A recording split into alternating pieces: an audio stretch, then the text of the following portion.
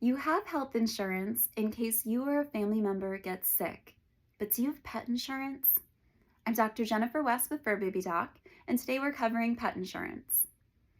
The American Veterinary Medical Association endorses pet insurance, and yet in 2022, only 20% of dogs and 30% of cats had health insurance coverage in the United States.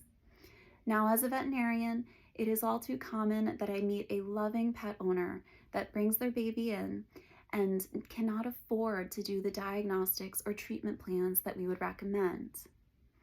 Now, medical insurance is very helpful because veterinary medicine is expensive.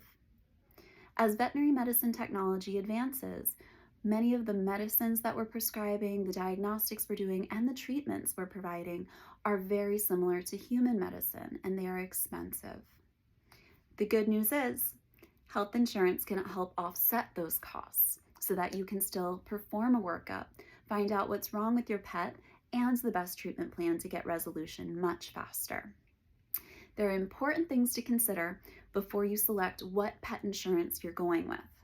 Number one, get pet insurance before you need it. If your pet is already sick or injured, that may now be a pre-existing condition that the insurance company is unlikely to cover.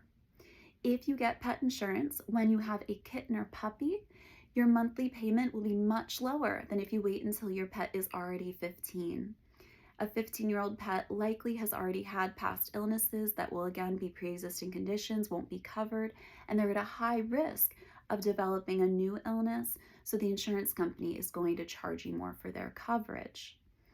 Now, there are other considerations depending on your pet. Some insurance companies will have breed-related restrictions, meaning if you have a dachshund, they statistically have a higher rate of having herniated discs, so an insurance company may not cover back surgery. Similarly, Cavalier King Charles Spaniels have a higher incidence of developing heart disease, so some insurance companies may not cover a cardiologist. Make sure you find out those details before you select your insurance company and your plan. The other important thing is, are you selecting an illness injury plan or a wellness or all-inclusive plan? Wellness type visits to the vet are typically in the several $100 range potentially. You'll be doing vaccines, maybe some blood work, whereas an illness injury visit may be easily in the thousands of dollars between workup, hospitalization, maybe surgery. So an illness injury plan at a minimum is crucial so that you don't have to expect to pay thousands of dollars out of pocket without any time to prepare.